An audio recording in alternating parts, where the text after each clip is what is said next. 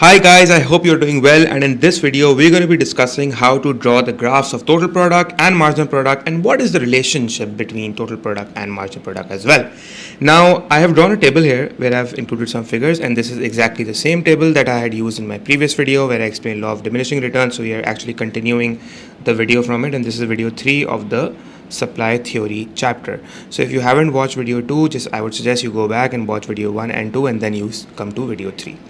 Anyways, so guys, as you all know that if we have, let's say, 0 workers, so total output would be 0, and as we keep on increasing the number of workers, that is, we add the variable factor on fixed factors, our marginal product would rise. We can see that the marginal product rises to 5 and then it rises to 10, but then diminishing marginal returns sets in, and then my marginal product starts to fall. It falls from 10 to 5, then from 5 to 2, then to 0, and then the diminishing marginal returns just keeps on worsening itself. So basically the diminishing marginal returns just keeps on worsening itself as you add more and more variable factors, and each time you add another variable factor, we see that the marginal product diminishes at a much faster rate, because initially when we added the third worker, so the third worker only contributed to 5 units to the total product, and then the fourth worker only contributed to 2 units into the total product, while the fifth worker added nothing to the total product, and the sixth worker actually made the total product go down, which is telling us that the marginal product is now diminishing at a faster rate. And then it reaches a point where the fifth worker adds nothing to the total product, and the sixth worker actually brings the total product down. That is, instead of 22 units being produced, now only 18 units in total were being produced. So basically what it means is that 4 less units were being produced. So it's telling us that once the diminishing marginal return sets in and you still keep on adding variable factors, so the situation would keep on worsening as more and more variable factors would be added, right? Which means that the diminishing marginal return just keeps on worsening and intensifying itself, and then each time another worker is added, the marginal product diminishes at a much faster rate, and then it brings the total product into negative, as in it basically brings the marginal product into negative. That diminishes or reduces the total output to 18 from 22.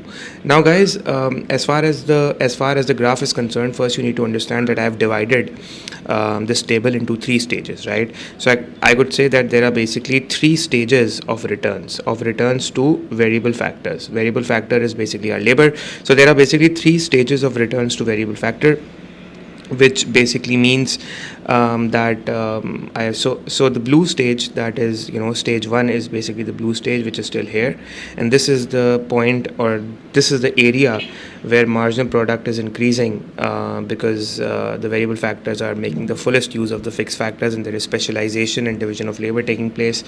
So marginal product is increasing because of specialization. So basically what it means is that each additional worker is contributing more marginal product or more marginal units being added to the total output. That is, each time you're adding another worker, so your total output is increasing at a much faster rate, which means total product is rising at an increasing rate. So that is basically stage 1, and that is the blue area, right? The blue shaded area on the figures, right? And I'll also shade these areas on the graph as well.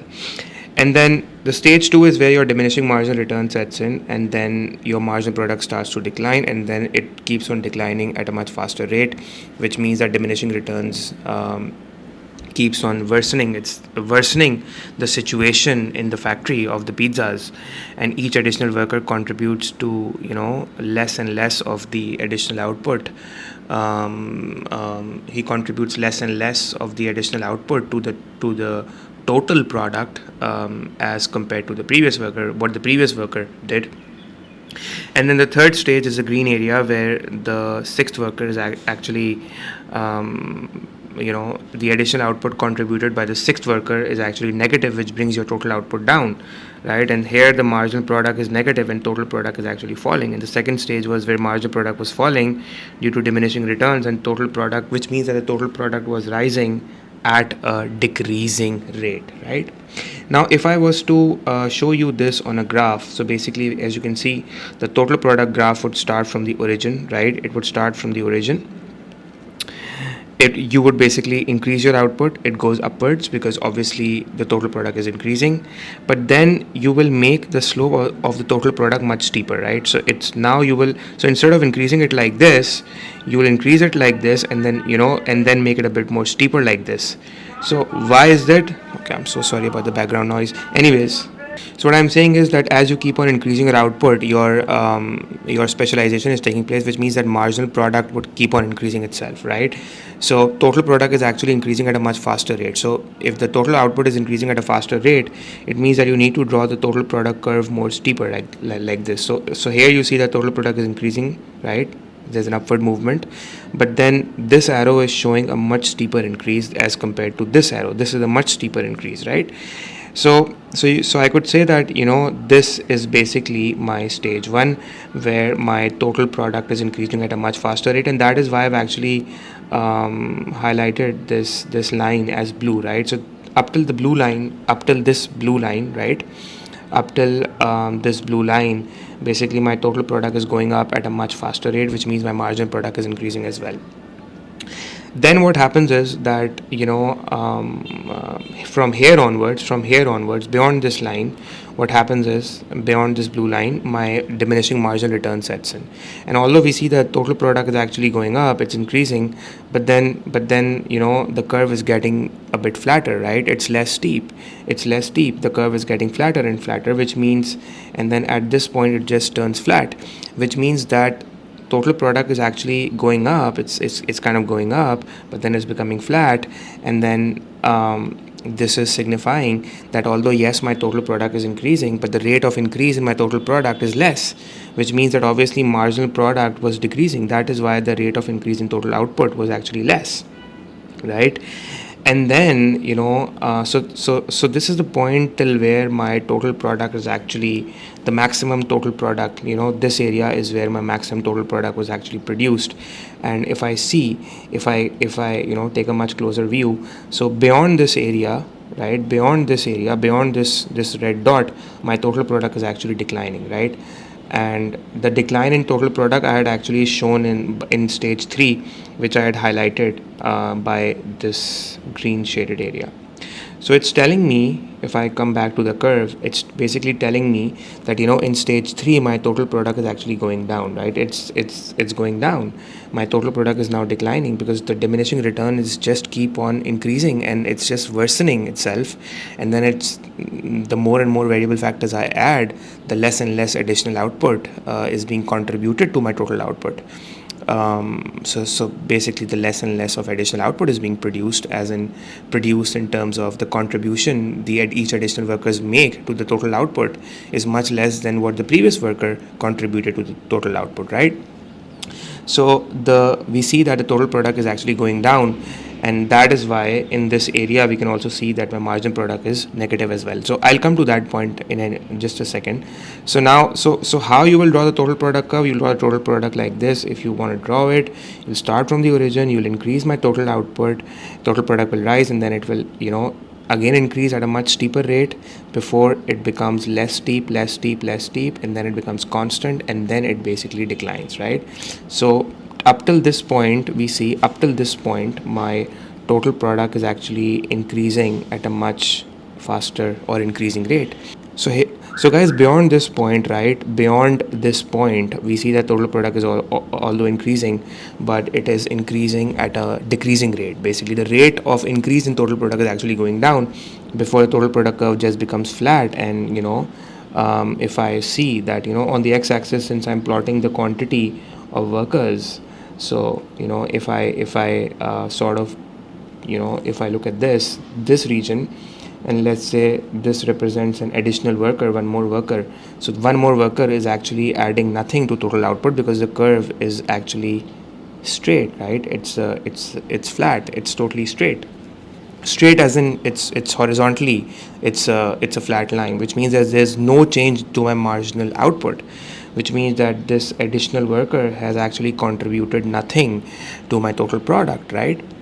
and then what happens is that my total product starts to go down, and we see that this is represented by this area where my total product is declining. So this is my stage 3. So basically I've divided the total product curve into 3 stages.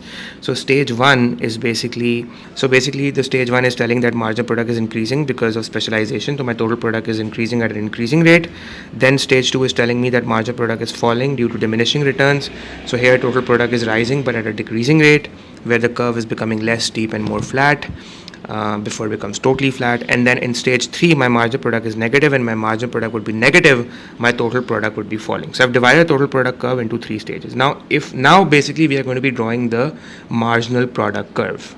Okay guys, so how will you draw the marginal product curve? You draw the marginal product curve like this. So basically if I were to draw the marginal product curve, I would start from here, the marginal product would go up and then it would go down, right?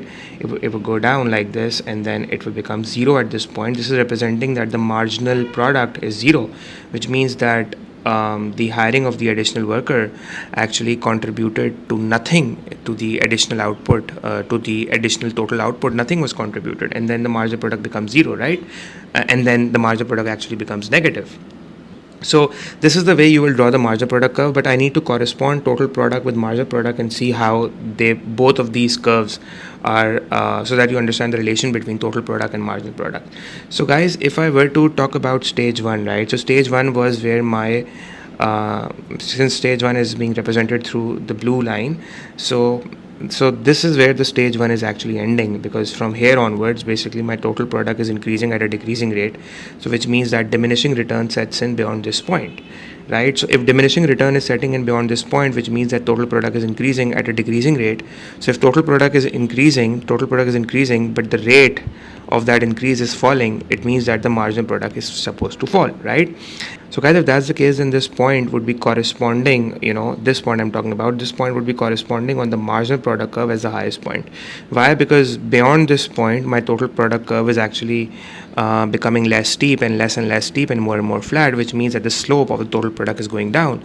So guys, since the slope of the total product is basically marginal product, so since the slope of total product is going down, it obviously means that my marginal product is going down, and that is why we see that if this area is representing an increase in my total product at an increasing rate, since total product rises and then it becomes more steeper, which means now it is rising at a much faster rate, which means that my marginal product is going up. That is why this area is represented by the blue line, because so remember I told you that the blue area is representing a rising marginal product because of specialization, because total product here is increasing at an increasing rate, which means that the slope of total product is going up.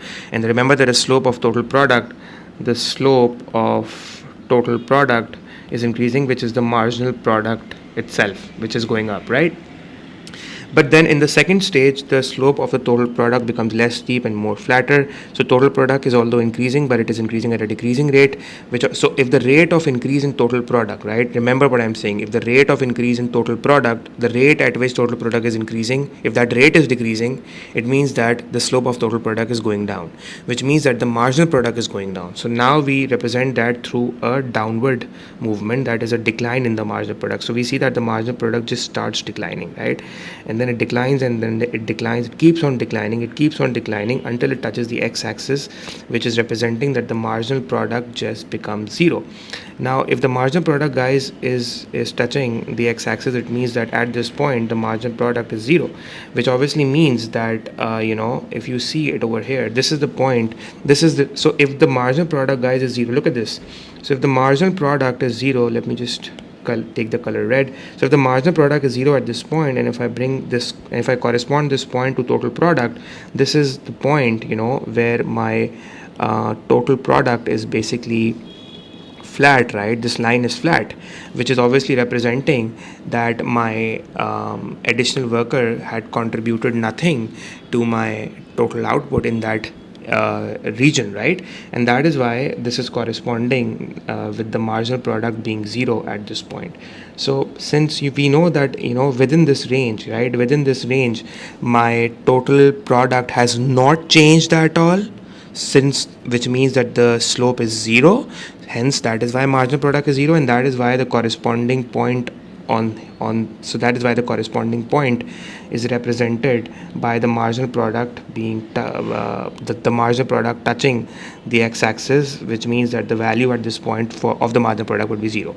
Now at the third stage, we see that our total product is actually going down, which is represented by the green area. So the total product is basically declining. There are less, so each additional worker contributed to a negative marginal product, and because of the negative marginal product, the total product actually reduced, right?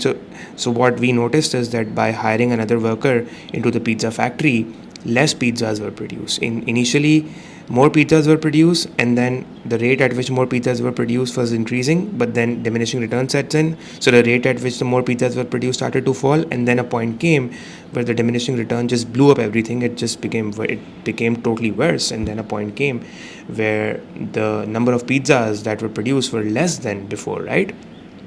So the total product in this area we can see is a downward line, which is, it's falling, right? It's falling.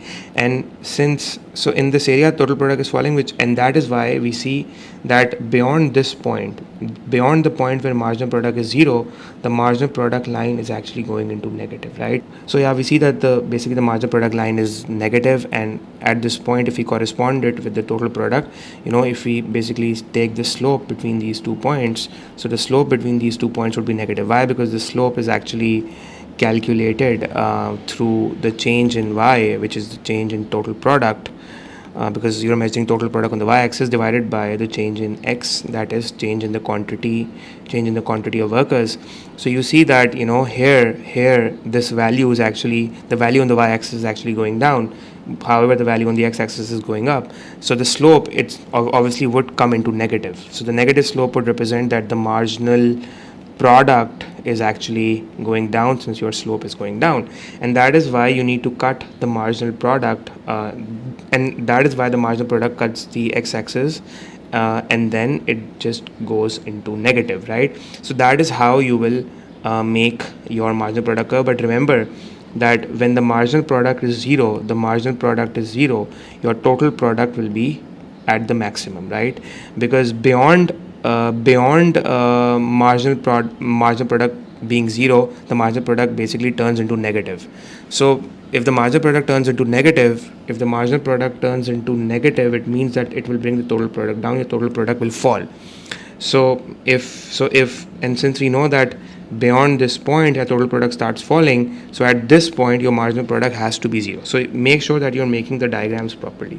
So if I was to sum it up, guys, if I was to just make the diagram, how am I going to start the diagram? I'll start off by increasing total product, right? And then it will become steeper and steeper and steeper before it becomes less steeper, like this. Up till this point as well, it's actually increasing, but at a decreasing rate, which means that the marginal product, which means that a diminishing returns has actually set in beyond this point. So beyond this point it becomes less steep, which means a diminishing return has set in, and then the total product becomes totally flat, and then it starts to go down, right? So obviously if you look at this region, the total product is basically flat, and if you take the as in the slope between these two points, so at this point you need to correspond it with the marginal product being crossing or touching or cutting the x-axis, which means that if I were to draw it like this, and this is how you need to actually be very sharp in making these diagrams, which means that I'm going to bring this line downwards, and then I'm going to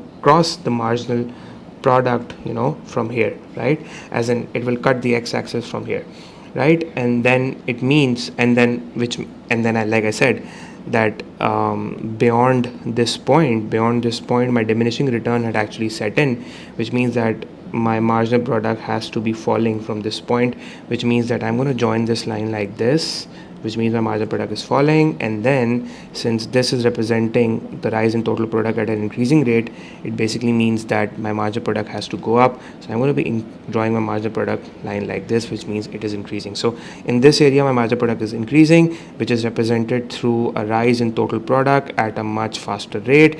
Then in this area we see that my marginal product is basically decreasing, it's going down, which is represented through a rise in total product at a decreasing rate before therefore there is no change in total product, which is represented by the marginal product cutting the x-axis, which means that here the marginal product value is 0. And then the third stage where my total product actually goes down, it goes down, which means my total product falls. And if I were to calculate the slope at that point, my marginal product would be negative, and that is represented by the marginal product, going into negative. So that is how you need to draw the total product and marginal product graphs. So I hope you guys understood this video. This is an important curve. It's very important. You need to draw it in the exam if a question on this topic comes. It's also very important for MCQ purposes as well, because in A2 paper 3 a lot of MCQs also comes in this on this topic as well, right? So guys, I hope you enjoyed this video and understood as well. I will see you all in the next video, where we are going to be discussing the relationship between the marginal product and the average product. So stay tuned. I'll see you all in the next video.